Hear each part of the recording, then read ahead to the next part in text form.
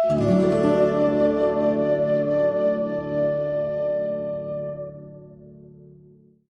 you for addressing that and the importance of meat in human nutrition. Well, let's elaborate on that a little further. What is it that meat, especially as you said, ruminant meat, gives us that we cannot get from plants? Because that, I mean, it may sound very sort of naive question, but a lot of vegetarians, I was one, believe that you can get the same nutrition from cauliflower and kale, for example.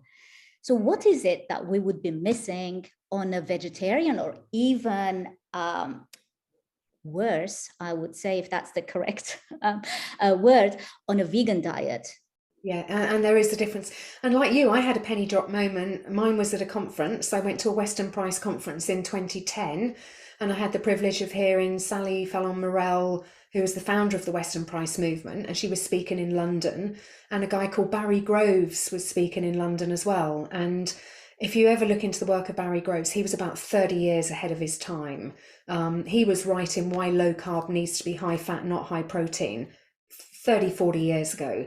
Incredible guy. I had the privilege and sadness of speaking at his funeral to give the nutrition eulogy. I mean, he really was extraordinary. So I heard those two presentations, and for me it was vitamin A, because it was the first time that I realized that they came in two forms.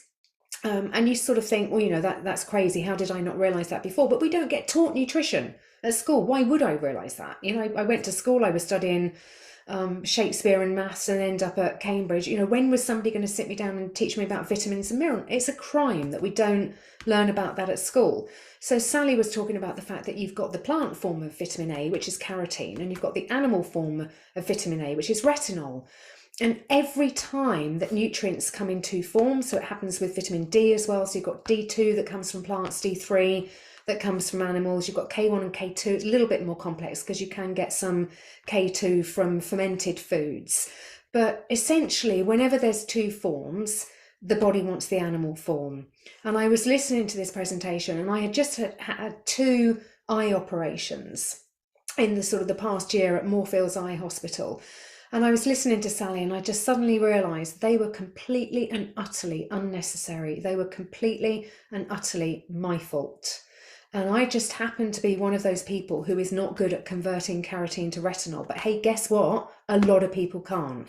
It's not like it's rare.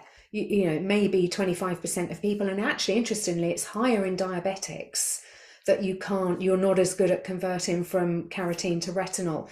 So I had basically think retina of the eye, retinol, vitamin A. That's why we talk about vitamin A, carrots, you know, being so good for eye health, but it's not carrots. It's, you know, that's the myth. What the body actually wants is liver, because that's one of the most nutrient dense forms of retinol. So I mean, you just go through the vitamins. So there's 13 vitamins. You've got the 4 fat soluble vitamins. So A, you've got the animal plant form, you need the animal. D, you need the animal. E comes in many different forms. And being honest, there are one of the most important plant forms of vitamin E is the plant option, which is sunflower seeds. So you should have some sunflower seeds in your diet, but they're not high carb, and they're not something you need to eat in large quantities. And then vitamin K, ideally animal foods, if not fermented foods.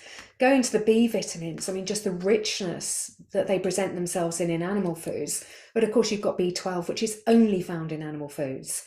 So if you're vegetarian, you can get it from eggs and dairy. If you're vegan, you've got to get it from somewhere else. And the Vegan Society admit this. They will openly say you need to get vitamin B12, and ideally probably as an injection every few weeks, which is an absolute admission that your diet is not healthy and insufficient in nutrients. Then you get into the minerals. You'll struggle to get calcium, particularly as a vegan.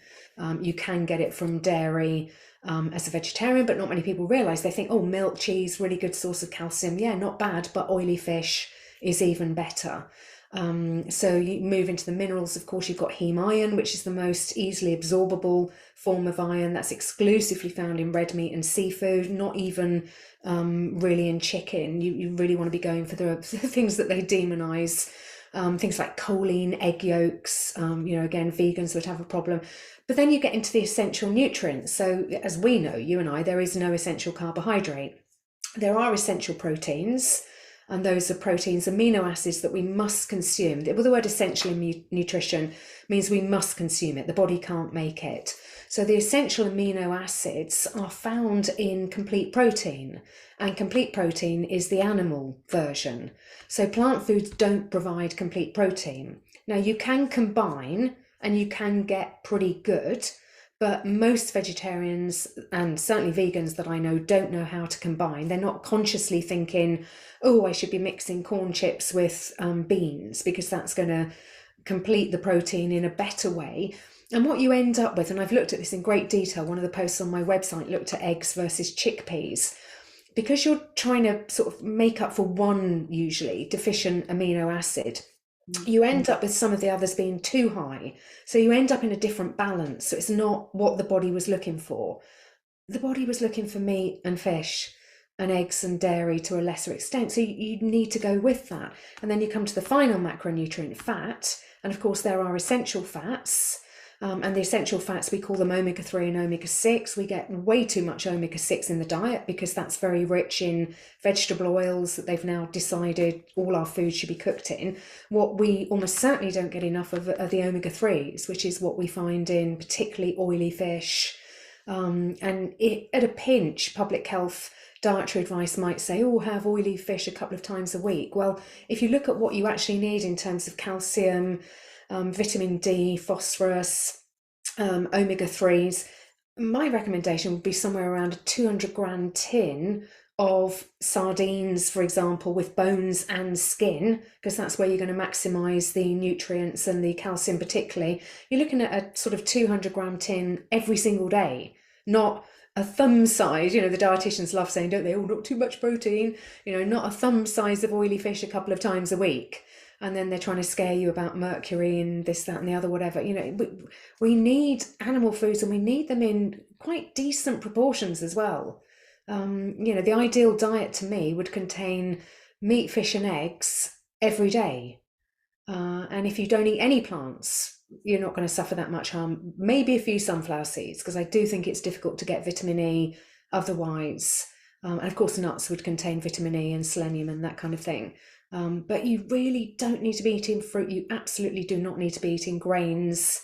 Legumes they have a pretty good nutritional profile, often better than grains. So if you're going to go for those sort of carbs, go legumes rather than grains. But compare a lentil with liver, and liver is going to win every time. So they're okay, but they're not as good as something else you could be eating.